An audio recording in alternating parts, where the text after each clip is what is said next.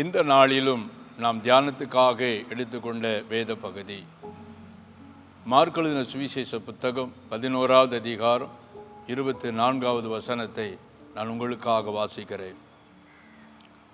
நீங்கள் ஜெபம் பண்ணும்போது எவைகளை கேட்டுக்கொள்வீர்களோ அவைகளை பெற்றுக்கொள்வோம் என்று விசுவாசியுங்கள், அப்பொழுது அவைகள் உங்களுக்கு உண்டாகும் என்று சொல்லுகிறேன். பிரியமானவர்களே, இந்த நாளில் ஒரு வேளை நீங்கள் தேவையோடு கூட அல்லது சரீரத்தில் ஒரு அற்புத சுகம் வேண்டும் என்ற ஒரு எதிர்பார்ப்போடு கூட இழப்புகள் மத்தியில் நான் என்ன செய்யட்டும் என்று அங்கலாய்ப்போடு கூட இருக்கீங்களா? நான் எவ்வளவோ ஜெபம் பண்ணுகிறேன், எவ்வளவோ உபவாசித்து கூட நான் ஜெபிக்கிறேன், எத்தனையோ ஆவிக்குரிய கூட்டங்களில் நான் பங்கு பெற்றிருக்கிறேன், ஆனால் என் ஜெபம் கேட்கப்படலையே, இன்னும் நான் என்ன செய்ய வேண்டும் என்று வருத்தத்தோடு கூட இந்த நிகழ்ச்சியை பார்த்து கொண்டிருக்கீங்களா? வாசித்த இந்த பகுதி மூலமாக ஆண்டவர் சொல்லக்கூடிய காரியம், நீங்கள் ஜெபம் பண்ணும்போது எவைகளை கேட்டுக்கொள்வீர்களோ அவைகளை பெற்றுக்கொள்வோம் என்று விசுவாசிக்கும் போது அது உங்களுக்கு உண்டாகியிருக்கும். அப்போ ஜெபத்திலே விசுவாசம் என்பது மிக முக்கியமான ஒரு காரியமாக இருக்கிறது.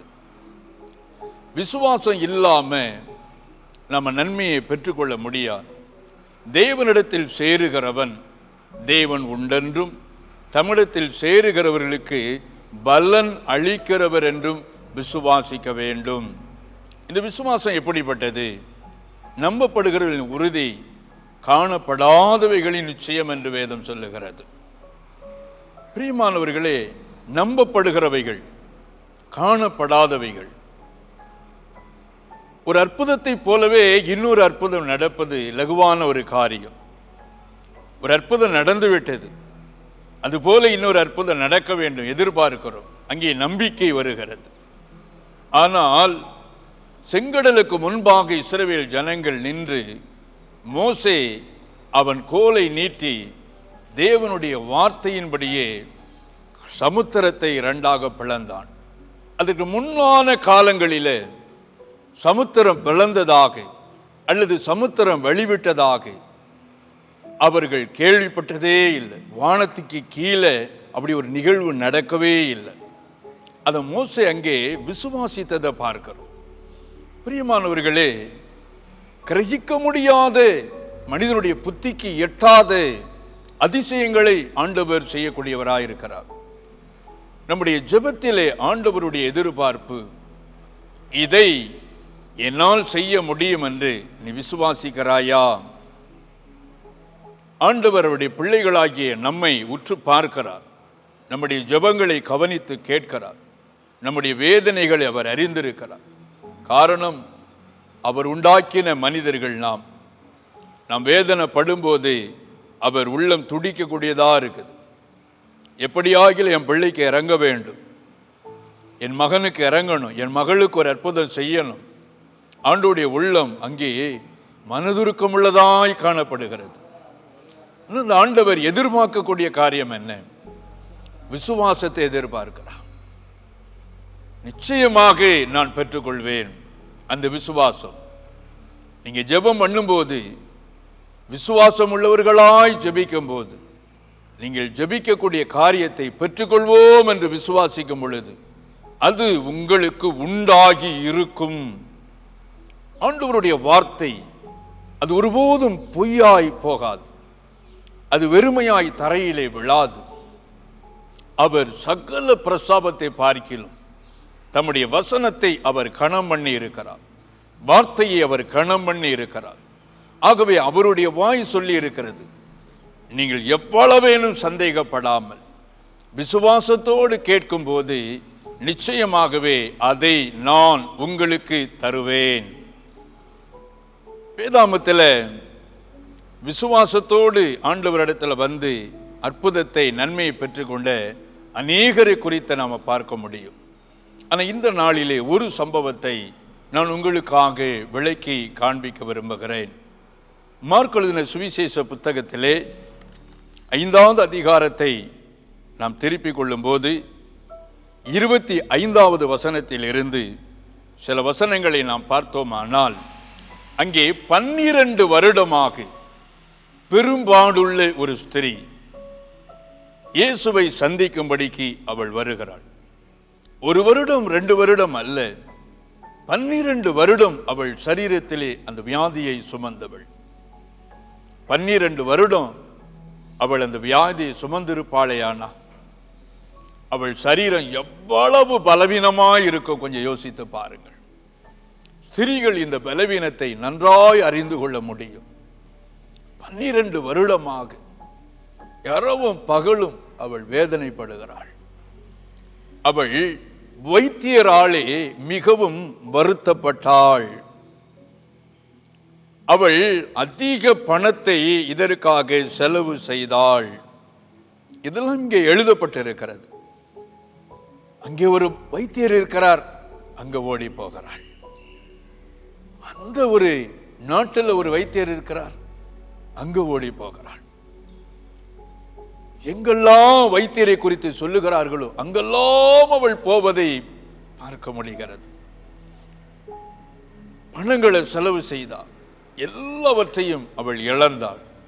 இனி செலவு செய்வதற்கு ஒண்ணுமே இல்லை. இந்த வியாதியிலிருந்து விடுதலை எப்படி வரும், எந்த வழியில பெற்றுக்கொள்ள முடியும்? அவளுடைய உள்ளத்திலே மிகப்பெரிய வேதனை, துக்கம்.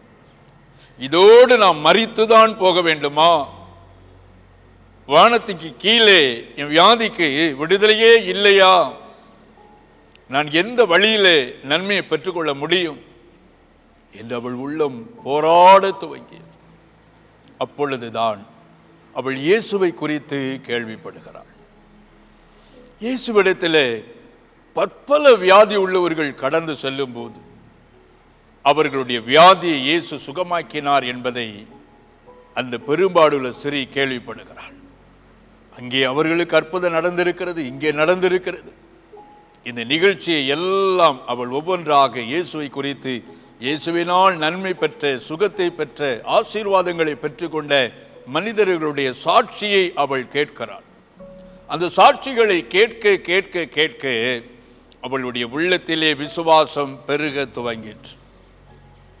அவள் விசுவாசம் உள்ளவளாய் மாறி ஒரு நாள் தன் இருதயத்தில் சிந்திக்கிறாள், இயேசுவை எப்படியாகிலும் சந்திக்க வேண்டும். ஆனா இயேசுவை தனிமையா சந்திக்கவே முடியாது. இயேசு எங்க வந்தாலும் அவரை சுற்றிலும் திரள் கூட்டம் ஜனங்கள் அப்படியே மொய்த்து கொண்டிருப்பார்கள். அப்படி திரள் கூட்டம் ஜனங்கள் மத்தியிலே இயேசுவை போய் எப்படி நாம் சந்திக்க முடியும்? நாமும் ஒரு வியாதியுள்ள ஸ்திரீ, ஜனங்கள் எல்லாரும் முண்டி அடித்து கொண்டு இருக்கும்போது எப்படி போக முடியும்? அவ உள்ளத்தில் தீர்மானிக்கிறார், இயேசுவை நான் போய் பார்ப்பேன். நான் அந்த கூட்டத்துக்குள்ளே இயேசுவிடத்திலே என் பிரச்சனைகளை சொல்லி ஒரு அற்புதத்தை பெற்றுக்கொள்ள முடியாவிட்டாலும் வல்லமை நிறைந்த அந்த ஆண்டவருடைய வஸ்திரத்தின் ஓரத்தை ஆகிலும் நான் தொடுவேன். நான் தொட்ட மாத்திரத்திலே சொச்சமாவேன். இயேசுவிடத்திலே எனக்கு ஒரு சுகம் உண்டு, இளைப்பாறுதல் உண்டு, அற்புதம் உண்டு, ஆறுதல் உண்டு, சமாதானம் உண்டு என்ற முழு விசுவாசத்துக்குள்ளே அவள் இருதயம் நிரப்பப்பட்டது. அவள் புறப்பட்டாள். இயேசு வருவதை கேள்விப்பட்டாள். இயேசுவை பார்க்கும்படிக்கு ஓடினாள். ஜன கூட்டத்துக்குள்ளே போய் இப்போ இயேசுவின் வஸ்திரத்தை அவள் தொட்டுவிட்டாள். இயேசுடைய வஸ்திரத்தை தொட்ட மாத்திரத்திலே உடனடியாக அவள் சரீரத்திலே ஒரு அற்புதமான விடுதலையை அவள் உணர்ந்தாள். அந்நேரமே அந்த உதிரப்போக்கு நின்று போயிற்று. உடனடியாக ஒரு அற்புதத்தை அவள் உணர்ந்தாள். அவள் இங்கே சுகத்தை உணர்கிறாள். திரள் கூட்டம் ஜனங்கள் இயேசுவை அப்படியே நெருக்கி கொண்டிருக்கிறாங்க. அந்த இடத்திலே இயேசு திரும்பி பார்த்து அவள் தன் வஸ்திரத்தை தொட்டுவிட்டாள் என்பதை இயேசு உணர்ந்தார்.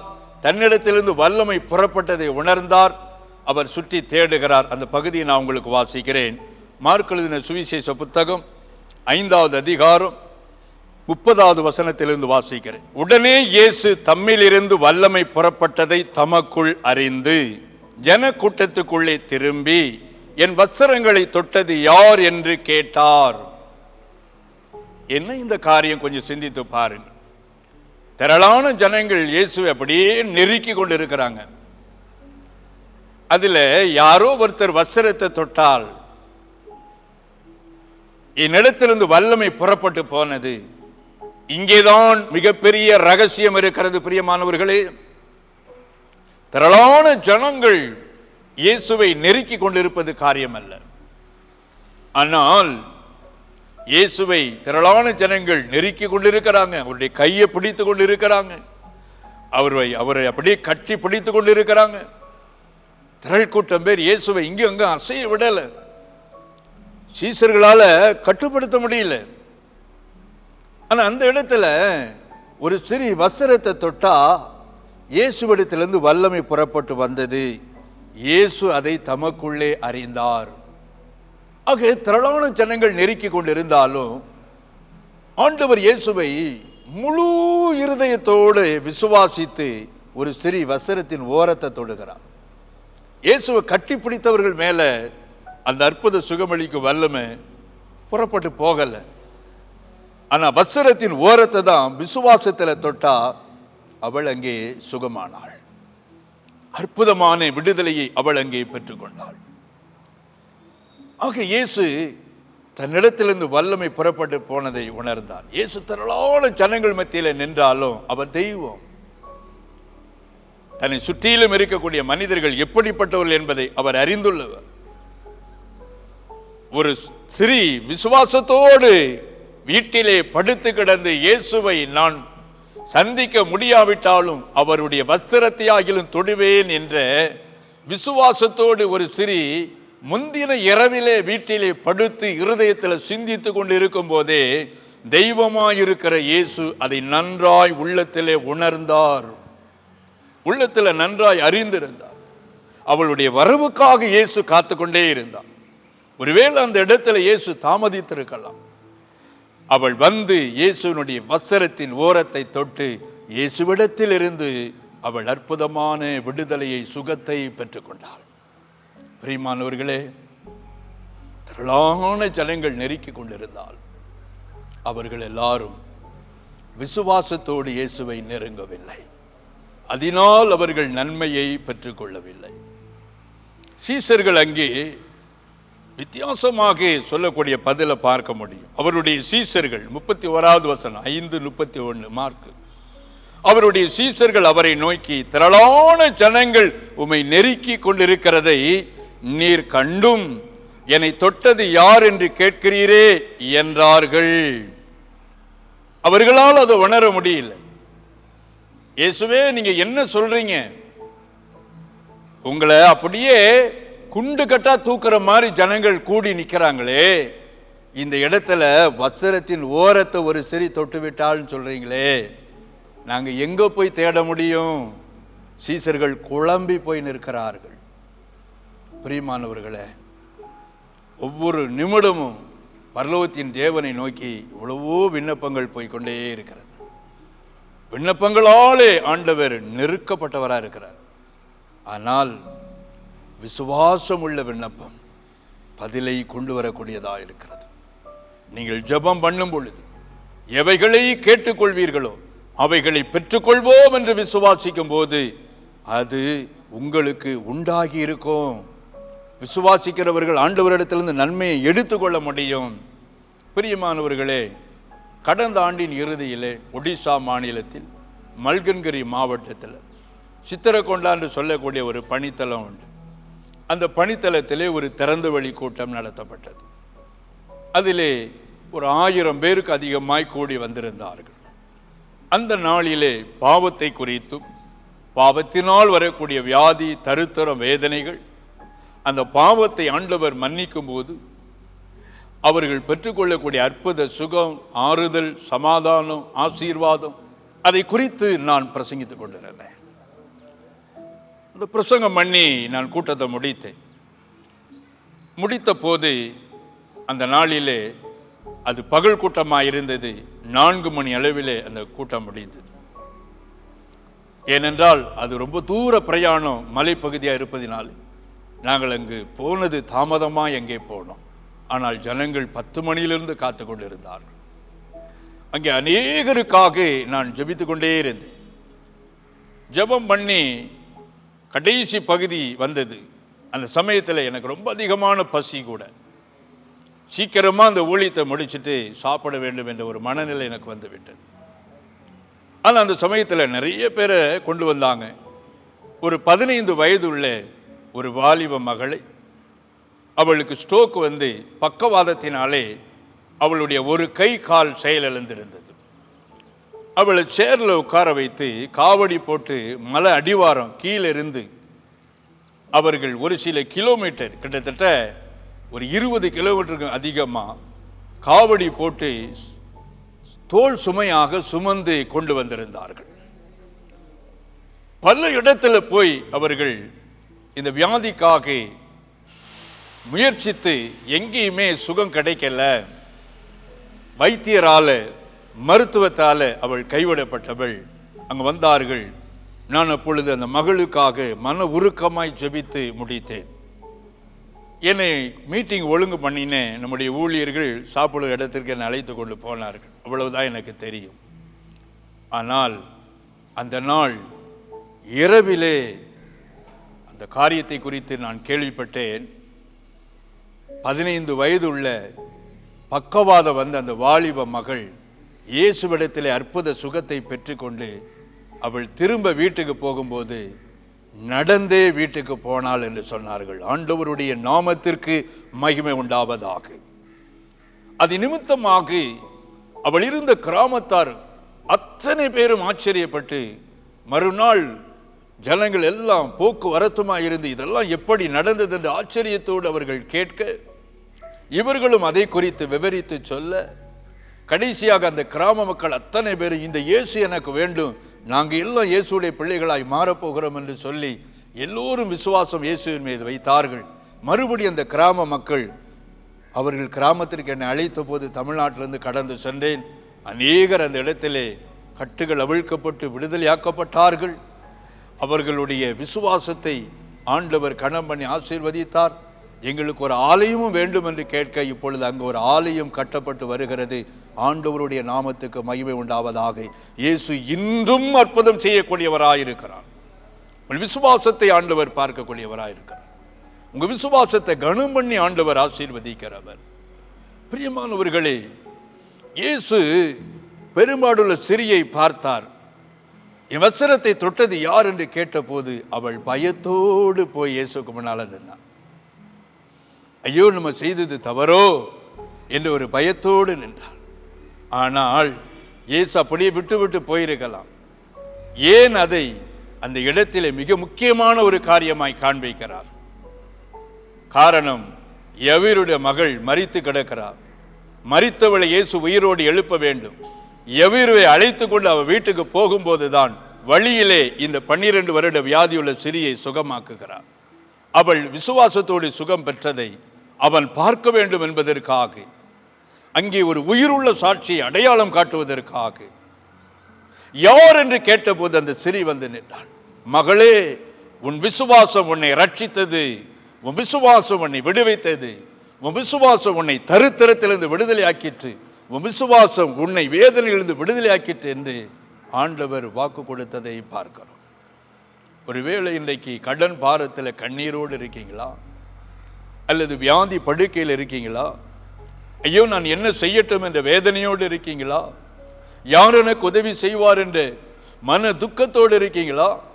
எல்லாராலும் கைவிடப்பட்ட நிலையிலே தனித்த ஒரு மனிதனாய், ஒரு மகளாய் ஒருவேளை இந்த வார்த்தையை நீங்க கேட்டுக்கொண்டிருக்கீங்களா? நீங்கள் விசுவாசம் உள்ளவர்களாய் ஜெபம் பண்ணும்போது இயேசு உங்கள் அருகிலே வந்து உங்கள் படுக்கையை மாற்றக்கூடியவராய் இருக்கிறார். எப்படிப்பட்ட வியாதியாயிருந்தாலும், எப்படிப்பட்ட வியாதியாயிருந்தாலும் நீங்கள் இயேசுவை விசுவாசிக்கும் போது, நீங்கள் இயேசுவை விசுவாசிக்கும் போது உங்க வாழ்க்கையில் இந்த நன்மையை ஆண்டவர் கொண்டு வருவார். மனிதனால் கூடாததுதான், மருத்துவத்தால் கூடாததுதான், தேவனால் கூடாதது அல்ல, தேவனால் எல்லாம் கூடும். அந்த மருத்துவர் சொல்லிவிட்டார், உங்க நோய்க்கு மருந்தே கிடையாது, நீங்க இப்படியே தான் மாத்திரை சாப்பிட்டு கொண்டே இருக்கணும். அவர் ஒரு பெரிய மருத்துவர் சொல்லிவிட்டார் என்று ஒருவேளை அந்த மனிதனுடைய வார்த்தையை நீங்க இருதயத்தில் வைத்துக் கொண்டிருக்கீங்களா?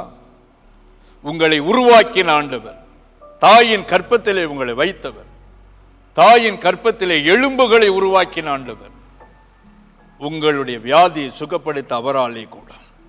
அவராலே எல்லாம் கூடும், தேவனாலே எல்லாம் கூடும். அந்த விசுவாசம் உங்களுக்குள்ளே பூரணமாய் வரும் பொழுது உங்கள் வியாதியிலிருந்து ஆண்டவர் அற்புதமான சுகத்தை தருவார், அற்புதமான விடுதலை நீங்கள் பெற்றுக்கொள்ள முடியும். எல்லாவற்றையும் நான் இழந்து விட்டேன், இனி என்னிடத்தில் ஒன்றுமே கிடையாது. பிரியமானவர்களே, ஒருவேளை நான் எல்லாவற்றையும் இழந்து விட்டேன், எனக்கு உதவி செய்வார் ஒருவரும் இல்லை, என்னுடைய தரித்திரத்தை பார்த்து எல்லாரும் பரியாசம் பண்ணுகிறார்கள் என்று வேதனையோடும் கண்ணீரோடும் கூட இந்த வார்த்தையை நீங்க கேட்டுக்கொண்டிருக்கீங்களா? இயேசு உங்களை பார்த்து கொண்டே இருக்கிறார். விசுவாசம் உள்ளவர்களாய் நீங்கள் உங்கள் விசுவாசத்தை கிரியையிலே நடப்பிக்கும் பொழுது தேவனிடத்திலிருந்து உங்களுக்கு ஒரு அற்புதம் கடந்து வரும். அந்த 12 வருட பெரும்பாடுள்ள சரி, நான் இயேசுவை விசுவாசிக்கிறேன் என்று வீட்டிலே அவள் அமர்ந்திருக்கவில்லை, அவள் இயேசுவை தேடினதை பார்க்கிறோம். ஒரு விடா முயற்சியை நாம் அங்கே பார்க்கிறோம். அவளுடைய கிரியை அங்கே வெளிப்பட்டதை பார்க்க முடிகிறது. கிரியையில்லாத விசுவாசம் தன்னிலே தானே செத்ததா இருக்குமே. கிரியையில்லாத விசுவாசம் தன்னிலே தானே செத்ததா இருக்குமே. சிலர் சொல்லுவாங்க, நான் அவரை விசுவாசித்துக் கொண்டே தான் இருக்கிறேன், என் இருதயத்தில் அவரை நான் நேசித்துக் கொண்டே தான் இருக்கிறேன், அப்படி சொல்லுவார்கள். அப்படி அல்ல. ஆண்டவரை நீங்கள் நேசிப்பதை கிரியையில காண்பீங்க, ஆண்டவரை விசுவாசிப்பதை நீங்க கிரியையில காண்பீங்க. நீங்க கிரியையில காண்பிக்கும் போது அந்த கிரியையை பார்த்து ஆண்டவர் உங்களை ஆசீர்வதிக்கக்கூடியவராயிருக்கிறார். பெரும்பாடுள்ள ஸ்திரீ சரீர பலவீனத்தையும் பொருட்படுத்தாம அந்த கூட்டத்துக்குள்ள போய் நான் எப்படி இயேசுவை தொட முடியும் என்று அவள் சிந்திக்கல. முடியும், இயேசுவை தொடுவேன், சுகமாவேன். யோசிச்சு பாருங்க, 12 வருடமா வியாதி, அவ சரீரத்தில் பலனே இருக்காது, அவ சரீரத்தில் ரத்தமே இருக்கிறதுக்கு வாய்ப்பில்லை. இவ்வளோ ஒரு பலவீனத்தோடு கூட அந்த திரள் கூட்ட மக்கள் மத்தியில் இயேசுவை சந்திக்கும்படிக்கு அவள் ஒரு மன வலிமை உள்ளவளாய் அந்த விசுவாசத்தை கிரியையிலே காண்பித்ததை நாம் அங்கே காண முடிகிறது. அவள் அங்கே அற்புதமான சுகத்தை பெற்றுக்கொண்டார். உங்கள் ஒவ்வொருவரையும் ஆண்டவர் ஆசீர்வதிக்க பிரியமுள்ளவராயிருக்கிறார். நீங்கள் வியாதியோடு இருப்பது ஆண்டவர் விரும்பல, நீங்கள் துக்கத்தோடு இருப்பது ஆண்டவர் விரும்பல, நீங்கள் தரித்திரத்தோடு இருப்பது ஆண்டவர் விரும்பல. அவர் உங்களை ஆசீர்வதிக்க விரும்புகிறார். நான் உங்களுக்காக ஜெபிக்க போகிறேன். கிருபை நிறைந்த ஆண்டவரை நன்றியோடு கூட உம்மை துதிக்கிற, உம்மை ஸ்தோத்தரிக்கிறப்ப இந்த வசனத்தை கேட்டு இருதயத்தில் உம்மை விசுவாசி தன்னுடைய பாவத்திற்காக மனசாபப்பட்டு தன்னுடைய அவிசுவாசத்தை அறிக்கை செய்து உம்மோடு ஒப்புரவாக்கி வியாதியோடு தரித்திரத்தின் மத்தியிலும் இழப்புகள் மத்தியிலும் நிந்தை அவமானத்தின் மத்தியில் உம்மை நோக்கி கூப்பிடுகிற உம்முடைய மகளை நீர் ஒரு விசை சந்திப்பீராகப்பா. தகப்பனே நன்றி. வியாதி படுக்கையில் கிடக்கிற அருமையான தாயே, பிள்ளைகளெல்லாம் பார்த்து கொண்டே இருக்கீங்க. படுக்கையில் இருந்து என் பிள்ளைகளுக்கு ஒரு நன்மையை நான் செய்து வைக்கலையே, என் பிள்ளைகள் எதிர்காலம் எப்படி இருக்கும், நான் மரணத்துக்கு சமீபமாக இருக்கிறேன் என்று உங்கள் உள்ளத்தில் நீங்கள் சொல்லி கொண்டு இருக்கீங்க. நீங்கள் இந்த நிகழ்ச்சியை பார்த்து கொண்டு இருக்கீங்க. இயேசு உங்கள் அருகிலே வருகிறார். உங்கள் படுக்கையை இயேசு மாற்றும்படிக்கு வருகிறார். உங்களுக்கு அற்புதமான சுகத்தை ஆண்டவர் தருகிறார். பாதிக்கப்பட்ட இருதயத்தின் மீது இயேசுடைய கரம் இறங்கி வருகிறது. இயேசுடைய வல்லமை உங்கள் மீது இறங்கி வருகிறது. நீங்கள் எழும்பி மறுபடியும் செயல்பட போகிறீர்கள். இயேசுடைய வல்லமை உங்களை தொடுகிறது. அற்புத சுகமளிக்கும் வல்லமை இயேசுவின் நாமத்தில் இறங்கட்டும் என்று நான் ஜெபிக்கிறேன். அப்பா நன்றி. நான் ஒரு தவறும் செய்யலையே. செய்யாத குற்றத்திற்காக கணவர் வீட்டிலிருந்து துரத்தி அடிக்கப்பட்டு இன்னைக்கு தாயாருடைய வீட்டில் பிள்ளையோடு கூட உட்கார்ந்து கொண்டிருக்கிற மகளே, வேதனையோடு இந்த நிகழ்ச்சியை நீ பார்த்து கொண்டிருக்கிறாய். இயேசுடைய வல்லமை உன் அருகிலே வருகிறது. இயேசுடைய வல்லமை உன்னை தொடுகிறது. உன் நீதிய வெளிச்சத்தை போலவும் உன் நியாயத்தை பட்ட பகலை போலவும் நான் கொண்டு வருவேன். நீ மறுபடியும் உன் புருஷன் வீட்டுக்கு அழைக்கப்பட்டு போவா என்று கர்த்தர் சொல்லுகிறார். கர்த்தருடைய வல்லமை இறங்கி வருகிறது. தகப்பனே, ஒவ்வொரு வீடுகளுக்குள்ளும் வல்லமை இறங்குவதாக. படித்து இன்னைக்கு வேலை இல்லாமல் கண்ணீரோடு நிற்கிற வாலிப பிள்ளைகளுக்காய் நான் செபிக்கிறேன். இந்த நிகழ்ச்சியை பார்த்து கண்ணீரோடு நிற்கிற மகனே, மகளே, இயேசுவை சந்திக்கிறார். உனக்கென்று ஒரு வழி திறக்கப்படுகிறது மகனே. உனக்கென்று ஒரு வழி, புதிய வழி ஆண்டவர் திறக்கிறார். நன்றி செலுத்துகிறேன். இயேசுடைய வல்லமை இறங்கி வரட்டும். குடும்பங்களுக்குள்ள கிரியை செய்கிற மாந்திரிகத்தின் வல்லமைகள், பெல்லி சுனியத்தின் வல்லமைகள், ஏவுதல் கிரியைகள் இயேசுவின் நாமத்தில் முடங்கி போகட்டும் என்று நான் செபிக்கிறேன். வல்லமை இறங்குவதாக. இயேசுவின் நாமத்தில் வீடுகளுக்குள்ளே வல்லமை இறங்குவதாக. தகப்பனே நன்றி. கைகளின் பிரயாசங்களை ஆசீர்வதிக்கும்படியான ஜெபிக்கிறப்பா. இழந்ததையெல்லாம் உடைய பிள்ளைகளுக்கு கொடுத்து நீர் ஆசீர்வதிப்பீராக. நிறப்படி செய்கிறதற்காய் நன்றி. நான் ஒப்பு கொடுக்கிறேன் இயேசுவின் நாமத்தில் பிதாவே, ஆமேன். பிரியமானவர்களே, கர்த்தர் உங்களை ஆசீர்வதிப்பாராக. 1998ஆம் ஆண்டு ஆரம்பிக்கப்பட்ட நமது கல்வாரி சுவிசேஷ மிஷனரி இயக்கமானது ஒடிசா மாநிலத்தை தலைமையிடமாக கொண்டு ஒடிசா மாநிலத்தில் 6 மாவட்டங்களில் 176 மிஷனரிகளை கொண்டு 13 இன மக்கள் மத்தியில் ஒவ்வொரு மாதமும் 500 புதிய கிராமங்களை சந்திக்க வேண்டும் என்ற மேலான தரிசனத்தோடு சுவிசேஷ பணியினை செய்து வருகிறது. தேவனுடைய ஆலயங்கள் இல்லாத இடங்களில் தேவனுடைய வார்த்தையை அறிவித்து நமது ஊழியத்தின் மூலம் ஆலயங்கள் கட்டப்பட்டு வருகிறது. ஒடிசாவில் வாலிபர் முகாம், சிறுவர் முகாம், விடுதலை முகாம் மூலமாக எண்ணற்ற மக்களுக்கு தேவனுடைய வார்த்தையானது அறிவிக்கப்பட்டு வருகிறது. அறியப்படாத இடங்களில் தேவனுடைய வார்த்தையை அறிவிக்கும் நமது மிஷனரி ஊழியத்தில் இன்னும் அதிகமான மிஷனரி பணியாளர்கள் எழும்பப்படவும், ஒடிசா மொழியில் தேவனுடைய பரிசுத்த வேதாகமத்தை கொடுக்கும் நன்கொடையாளர்கள் எழும்பவும் ஜெபித்துக் கொள்ளுங்கள்.